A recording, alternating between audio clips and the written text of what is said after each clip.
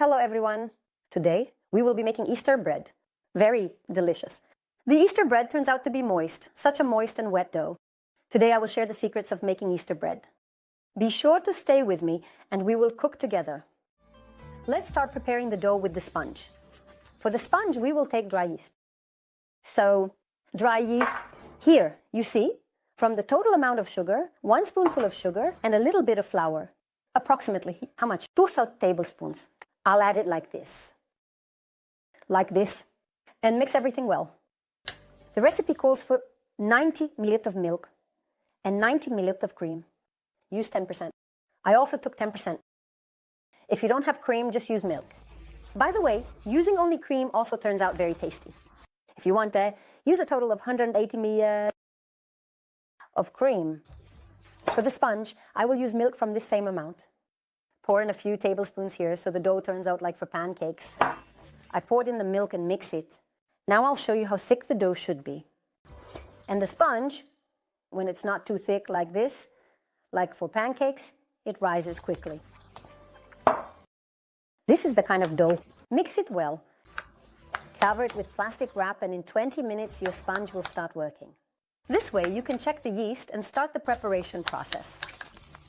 Place the sponge on the windowsill where there is bright sunlight. It will rise faster that way. Or in the oven where you just turn on the light without any heat. Also in 20-25 minutes. You will already have a full bowl of sponge. Look how well it has risen. You see, a full bowl. Now we combine everything together. Look at this sponge. It's fluffy, isn't it? Do you see? Awesome. Now, slowly pour in the remaining milk and cream here while stirring gently. 80 grams of butter. Warm it up. While we heat the butter, let's beat 3 eggs. For this amount, I use 3 large eggs. If your eggs are small, feel free to use 4. Add a pinch of salt to the eggs and start beating. First, the eggs just like this. With you, I add sugar.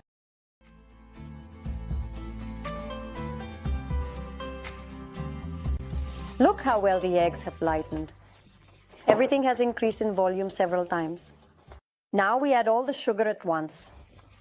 And we add the vanilla sugar. You can use a pinch of vanillin or extract of vanilla. Beat for 2 minutes until the sugar dissolves. Dissolve it as much as possible. Raisins, pour hot water over them. The raisins should swell a little. So let them sit for about 20-30 minutes to swell. Then you can squeeze them and add to the dough.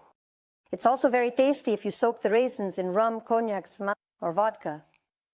I personally prefer them soaked in vodka, but don't soak the raisins for more than an hour. Then still squeeze them and add to the dough. But firstly, vodka will also improve the dough's rise and porosity. Now add the beaten eggs with sugar to the yeast. Like this, look. It turns into such a fluffy mass. Cream. Next, immediately add the zest here. I specifically use lemon. Take 2 or 3 lemons and grate the yellow zest from 2 or 3 lemons. Or buy it ready-made. Such dried zest, which is typically used in cooking and baking, is sold in stores. Then I add about 10-15 grams. From this amount, I get 2 medium-sized Easter cakes. They are incredibly aromatic. The dough turns out slightly moist. I really like it with lemon, in combination with lemon. You can use any citrus, even orange will do. But lemon, it really unfolds well in yeast dough. For the past couple of years, I've been specifically filming recipes with this in mind. There, I make for 2 cakes, for 3 cakes. So you can try it before the holidays and choose which recipe you like the most. And then you can increase the proportion. So let's add. We add the butter here, which we have warmed up. The only thing is, wait for the butter to cool down. And it should be either cooled or barely warm. Hot butter will kill the yeast, so be careful. First, mix a little with a spoon to form a small lump of dough. And then we will knead it by hand. You can knead it with a large mixer if you have one at home. But the yeast dough loves handwork. For Easter holidays, we knead the yeast dough by hand. Maybe it's just me. But you can also use a mixer. So we've mixed everything, and now we knead a soft dough by hand, which will stick to your hands. Look, the dough. It turns out to be this sticky. You can no longer see the flour, as if everything is mixed, but we continue kneading for about 5 minutes. I just mix it like this with my hand. The dough, for what purpose? To make it more uniform, more elastic. You'll notice that it seems like all the ingredients have combined, but the longer you knead, the better the dough becomes.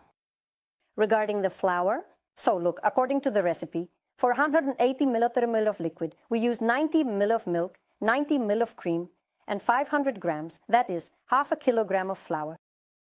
But since everyone's flour is different, just check your dough to make sure it's like mine, stretchy like this and not too runny. The longer you knead, the more the dough becomes sticky and thicker. Drain the water from the raisins, squeeze them by hand, and add them. So look, now knead for a couple more minutes with the raisins as well. Look, the dough becomes a little thicker. The longer you do this, the better it will come away from the sides. If you have the time and desire, you can even do it for 20 minutes. Knead it like this. This will only improve the dough, it won't harm it. But I knead it for at least 10 minutes in total. I also involve my Nastya. She also washes her hands and kneads the dough like this. I did the same when I was little. Usually, we don't prepare just 1 or 2 loaves, but enough to make about 8. And this is a big bowl of dough. And that's how I used to knead it as a child, as best as I could. And now Nastya is learning. And she likes it, playing around in the dough. In general, that's what holidays are for, right? Look, it's sticky and viscous, but it holds its shape very well. What do we do next? We wash our hands. Remove the excess dough from the sides of the bowl like this towards the center.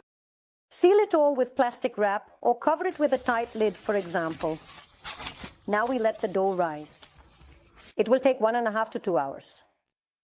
You can leave it on the kitchen table or on a sunny windowsill, or in the oven with the light on. Or transfer the dough to a multi-cooker, set it to 35 degrees and wait.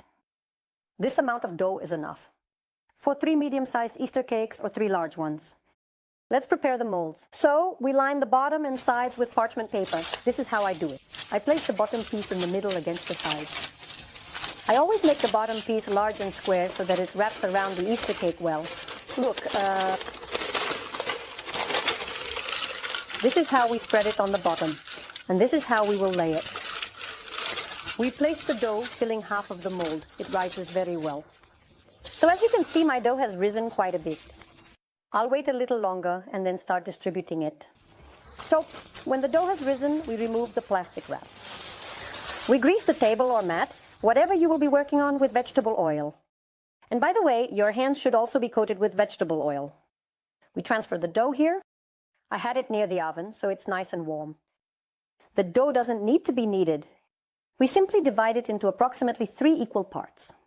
Each part in your hands. We form it like a ball, just like this, and place it in the mold.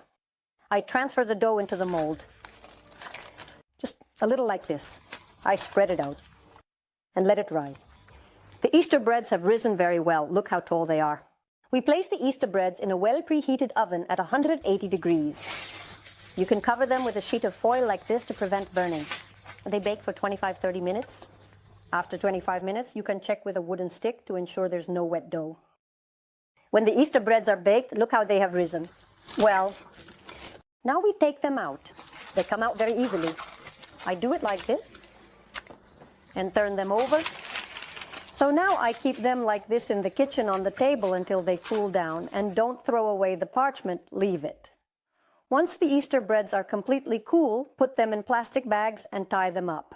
The main thing is that the Easter bread is cold so it doesn't get soggy, and in the morning you can decorate them, and so on the second day the Easter breads are completely cooled.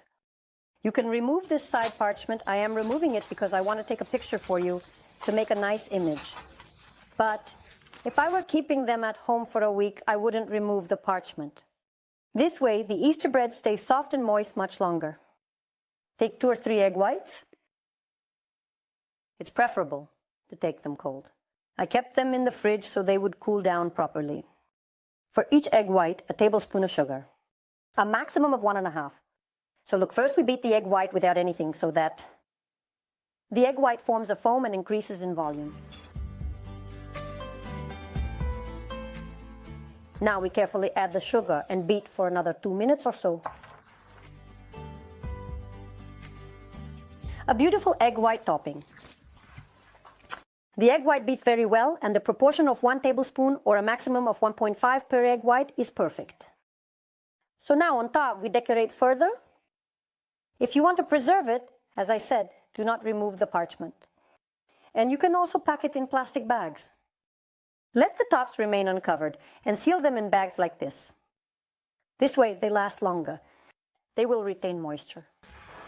Look at this cake inside. Moist, wet dough. It's so aromatic because of the citrus. Let's try it. Now I'll describe how the dough turned out. Oh, it smells divine. It's so airy and soft. The dough is very moist. Such cakes stay moist for a long time, provided you leave the parchment, and you can seal them in plastic bags if you plan to store the cakes for a week.